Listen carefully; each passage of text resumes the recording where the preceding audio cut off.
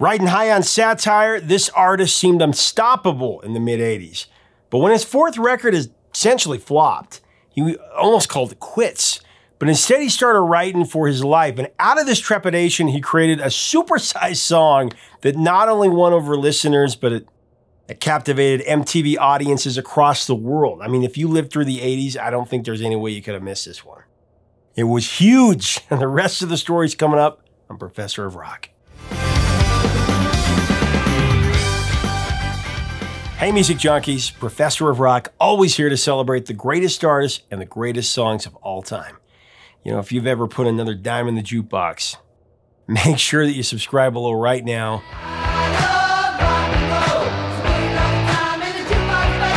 I think you'll find something on this channel that you really enjoy. We also have a Patreon. You're going to want to check that out. There you'll get additional content. You can also become an honorary producer, and you can help us to keep this music alive. So it's time for another edition of #1 in Our Hearts. This is a show that honors songs that were so great they absolutely should have been #1 on the Billboard Hot 100, but for whatever reason they came up a bit short. And today we're covering an artist who almost never got his due on the US charts. A master of his craft, the undisputed king of musical comedy. I'm talking about none other than Weird Al Yankovic.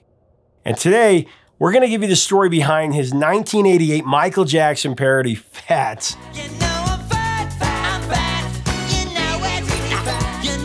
I always thought it would have been so cool if Weird Al had achieved a #1 hit with a #1 song that he parodied, you know, right after, one after the other. It hasn't happened yet, but you can dream. Weird Al's early 80s years were filled with a surprising amount of success, both to him and the rest of us. I mean, the world at the time had no idea what it was in for. After grabbing record executive attention with the Knack parody, My Bologna.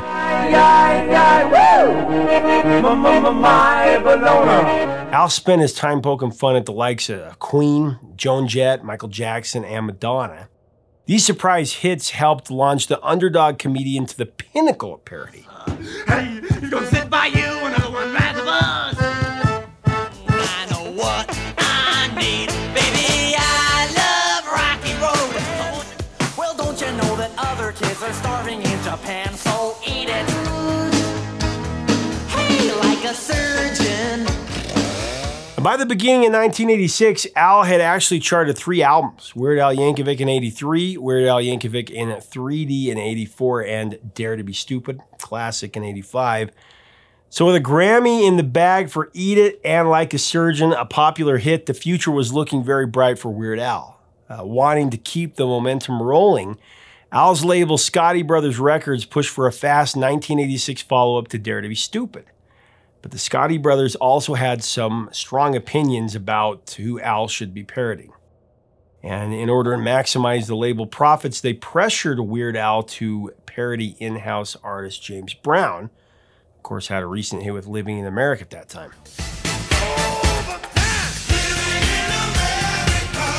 However, that put some of the era's most popular music on the back burner. I mean, at the time, Top Gun was huge. Peter Gabriel had a #1 MTV smash with Sledgehammer.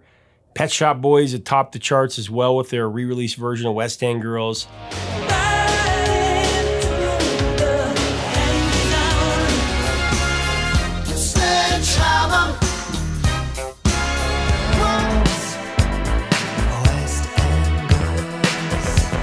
Although Sledgehammer did make it onto a fan favorite polka medley track, how much more fun would it have been if Al had turned it into a full-on parody punching bag? Bad Grammar, Door Slammer, Hedge Trimmer. I mean, I'm sure Al could have come up with something just hilarious, as he always did. As the label's primary hit maker, Weird Al felt a lot of pressure to toe the line and keep cranking out product. So even though at that point he felt underprepared, Al got to work on album #4, Polka Party. So for the headlining single, Al turned Living in America into Living with a Hernia.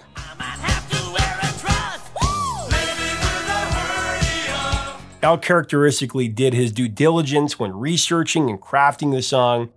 He even differentiated between multiple types of hernias. Although Al was thrilled to do James Brown and to parody one of his catchiest songs, the song fell flat commercially. I guess medical conditions that make you wince just don't elicit as much laughter as Al's food-related favorites. According to manager Jay Levy, Al dug deep and came up with the best he could do at the time, which was living with a hernia. He said, "I'm happy with this. I think it's on par with my best work, but this is not a single." When the album's most promising track came up short, it proved to be a bad omen for the album as a whole. Released on October 21st, 1986, Polka Party landed with far less impact than any of Al's earlier 80s work. It was a commercial dud. I mean, it stalled at number 177 in the US, the lowest charting album of his career. Yankovic was dismayed by the album's lackluster reception and started to wonder if his career might be over. "I thought that fame sort of followed a parabolic curve," said Al. Like, okay, I peaked with Eat It, and now I'm on my way down. And this is kind of like going to be the end of my career. I'm trailing off now. It was fun while it lasted, though.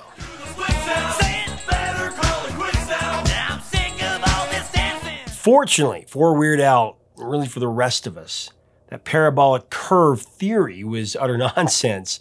The label who had sabotaged Al in the first place, they gave him another shot.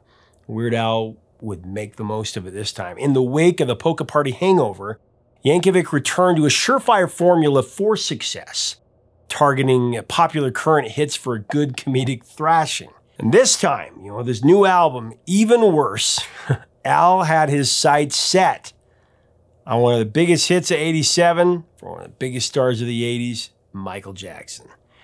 In 1987, MJ's Bad was a dominant force, reaching the top 5 across the world. It claimed number 1 in the US and several other countries.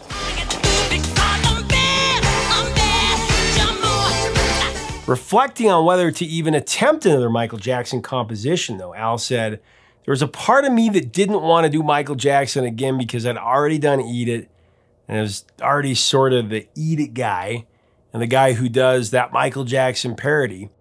But at the same time, I was also the guy that was still nursing his wounds from the failure of Polka Party, and I wanted a hit." In fact, as soon as Al heard Bad and saw the music video, the wheels in his head just started turning. Immediately, he started seeing fat, and the concept just came to life.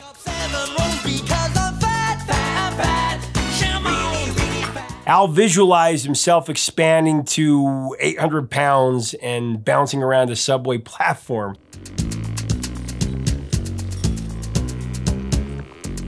That visual was just too funny to pass up. When Al's team approached Michael about the spoof, Jackson was gracious and gave the thumbs up.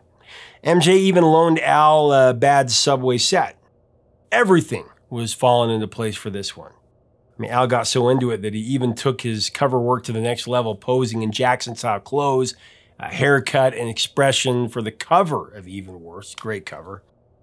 But that wasn't Even Worse's only draw. This time around, Weird Al lambasted a number of popular hits. There was the Billy Idol remake of Tommy James' Money Money, changed to Alimony. Here she come now, sing a money, money.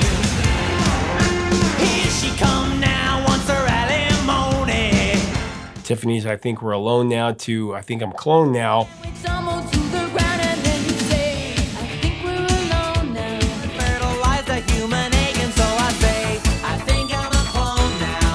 Also Los Lobos cover of La Bamba, turning it into La La Lasagna.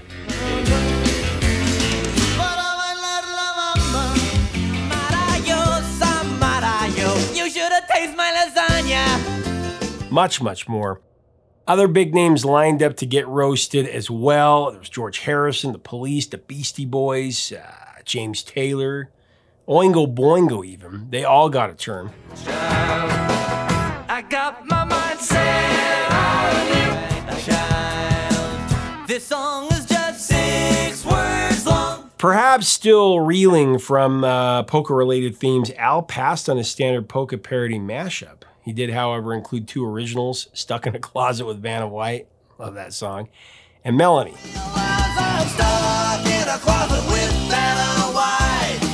Released in April of '88, Even Worse became Al's biggest selling album to that point. Eventually reached platinum status in '94. It was all smiles. The doubt and disappointment of Polka Party was history from here. And all that thanks to a massive smash called Fat. Your butt is wide, well mine is too. So far, Fat was Weird Al's biggest song, and it's not hard to see why. I mean, for all Michael Jackson's popularity at the time, that was a song crying out to be teased. Calling it Fat was almost too obvious. Because Al's visual and verbal mockery in this song are visually inseparable, I'm approaching the breakdown of Fat via song and video simultaneously, if you're okay with that. Directed by Jay Levy, the video for Fat parodies practically every moment of Bad, from MJ's lyrics, his vocal stylings, Of cellulite, ham on, and mannerisms to his all-black zipper and buckle-clad ensemble. Which, of course, Al turns into an expanding 111-inch fat suit. It's over 9 feet around. Additionally, Al spent a grueling 3 to 4 hours a day in the makeup chair as cosmetic artists glued carefully sculpted latex bladders to his face. Said Al, once I was in the makeup, I was there for the whole day. It was kind of scary. I actually got used to seeing myself look that way. my zippers bust. The suit wasn't that heavy, but by the end of the day, I felt like I was wearing a portable sauna. Of course, Weird Al is notorious stickler for details, and he never passes up an opportunity to make his audience laugh. So, of course, he does his research. And in the case of Bad, this really meant taking notes on the 16-minute mini movie version of the music video, which was, of course, directed by Martin Scorsese. This extended cut gives you the backstory of the Bad music video and would give Al some extra opportunities, to poke fun at Jackson.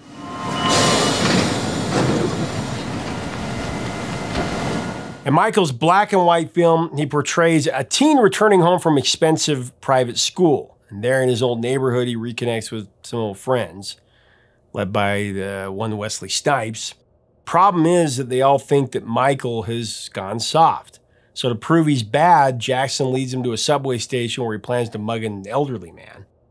But when Michael has a change of heart, an argument follows, and this leads straight into the song. You ain't fat, you ain't fat. You ain't bad, you ain't nothing. Weird Al picks up on the backstory, this same one, and he tweaks it to his own humorous advantage. He throws in references that make more sense after seeing Jackson's short film, like, is that what they teach you in that little sissy school of yours? And, yo, ding dong, man, ding dong, yo. Man, what it is with you? You on some kind of diet? Is that what they teach you in that little sissy school of yours? As Al's rotund rivals get up in his face, he reworks Jackson's dialogue into, you ain't fat, you ain't nothing. You ain't fat, you ain't nothing. You ain't nothing. And then Al's transformation, of course, begins. Backed by a crew of 6 obese dancers, Al takes on his antagonists and Michael Jackson's dance moves. And yeah, like everything else Al does, it's really impressive. To round up his team of hefty homeboys, Al actually put an ad calling for very fat dancers. Said Al, you can find anything in Los Angeles. We got some really good people from that ad. Actually, one of the dancers we used was a guy who just happened to be delivering some pizzas to our casting office. He'd never been a professional dancer, but he had the perfect physique and he worked out great. Your butt is wide. So when Al finally started singing, he doesn't pull any punches. He gets right down to it. Your butt is wide, well, mine is too. Just watch your mouth or I'll sit on you. Just watch your mouth or I'll sit on you. My kids are now listening to this song and watching the music video. The word is out, better treat me right, because I'm the king of cellulite. From there, Al spends the rest of the song making the case for why he is the ultimate in fat fashion. Me right, 'cause I'm the king of cellulite. And in doing so, he uses lyrics and clever phrase filled with the humor's proof. And as Al dances his way across the subway platform with his entourage, I mean, we can't help but be sold. The first time I saw this, I couldn't believe what I was seeing. I mean, the gags are really creative, and the laughs just keep rolling, one after the other. But it's Al himself who gets the last laugh, because without mercy, he goes after Jackson again and again. I'm too too much man for you to take. Targeting his obscure slang words, his eccentric noises, and the slew of sound effects that punctuate his dance moves. Shamon, Shamon, lay it on me, all right. I mean, that turns into ham on, whole wheat, all right. And then someone hands Al a sandwich that he then consumes in record time. Ham on whole wheat, all right. Can't help but laugh as Al is running through the subway shouting, ho, because after that, one of his backup dancers runs up to give him a garden hoe.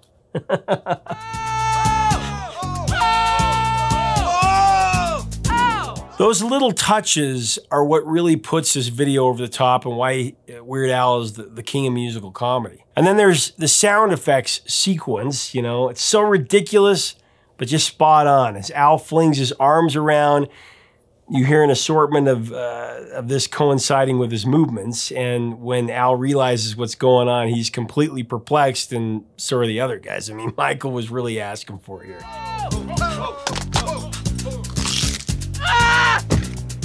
And more of the clever shots in Bad, MJ moves in a circle as a close-up camera follows him.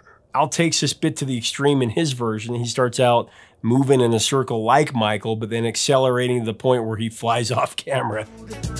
I'm gonna need my own zip code. There are plenty of laughs even if Weird Al isn't singling out Jackson. For instance, the lyrics are loaded with gems. I've never used a phone booth. I've never seen my toes. And when I'm going to the movies, I take up 7 rows. When I'm going to the movies, I take up 7 rows because I'm fat. And when you're only having seconds, when I'm having 23rds, when I go get my shoes shine. When I go to get my shoes shine, I gotta take their word because I'm fat. But that's really just the tip of the iceberg here. Al's wit knows no end. He spends the rest of the video getting stuck in a turnstile, being blown away by an air vent. And if you're quick, you can catch his mugshot on a wanted poster. His crime? He's wanted for gluttony.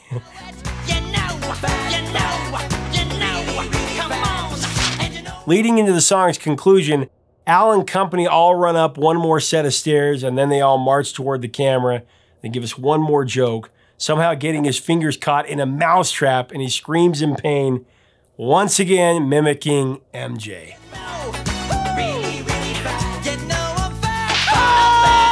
And then walking up to the camera to close out the song, Weird Al sings, and the whole world knows I'm fat and I'm proud. Just tell me once again, who's fat? And after that, the only thing left to do is to restart the video and try to catch what you missed. Or if you're still living in '88, you hit the rewind button on your VCR if you happen to record it, which I did. And the whole world knows I'm fat and I'm proud. Just to tell me once again, who's fat? So after Fat was released on April 12, 1988, it barely broke into the Hot 100. It actually claimed the number 99 spot. On the Cashbox chart, it did about 10 chart places better. Internationally, the song reached number 80 in both the UK and Canada. Australia went to number 11, and New Zealand did us all proud. It sent Fat all the way to number 3. Although it didn't receive a lot of chart love in the US, Fat did net Al his second Grammy, taking home Best Concept Video. But I never used a phone booth, I never seen the toes. The music video, of course, was a massive MTV smash, and it was the primary driving force that pushed Even Worse to become Weird Al's first platinum record. As a gesture of appreciation, actually, Yankovic presented co-writer Michael Jackson with an Even Worse gold album after a show in LA. Al said Michael was gracious, but then he quipped that it was just another record to throw on the pile. Thankfully, the success of Fat and Even Worse was just what was needed.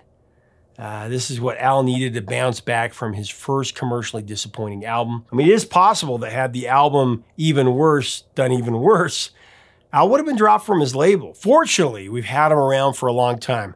Since the 80s, Al has kept growing in popularity and has, for decades now, entertained millions and millions more with his unique brand of musical humor and satire. I'm just too white and nerdy. Can't you see I'm white and nerdy? Look at me, I'm white and nerdy. I remember buying this cassette at Payless the day it came out. Played it for my friends. We just died laughing. Even playing Bad and Fat back to back as well as the other songs that he turned into parodies. I used to love to do that. Don't you call me pudgy, portly, or stout, just tell me once again who's fat. I mean, look, for all us 80s kids, Weird Al, he was our jester. The ultimate jester of popular music. And the whole world knows I'm fat and I'm proud, just to tell me once again who's fat. Leave us a comment about Weird Al and fat. What gags from this music video did I miss? Is this Al's funniest song and video from the 80s? Where do you think it ranks within the Weird Al catalog? What do you think about the album? Let's have a good discussion. Let us know in the comments below. And if you enjoyed this episode, make sure that you check out the rest of our Weird Al installments. We've covered Eat It. We've covered Smells Like Nirvana. If you dig our content, make sure to subscribe below. We'd love to have you as part of our community. And make sure to check us out on Patreon. Until next time, 3 chords.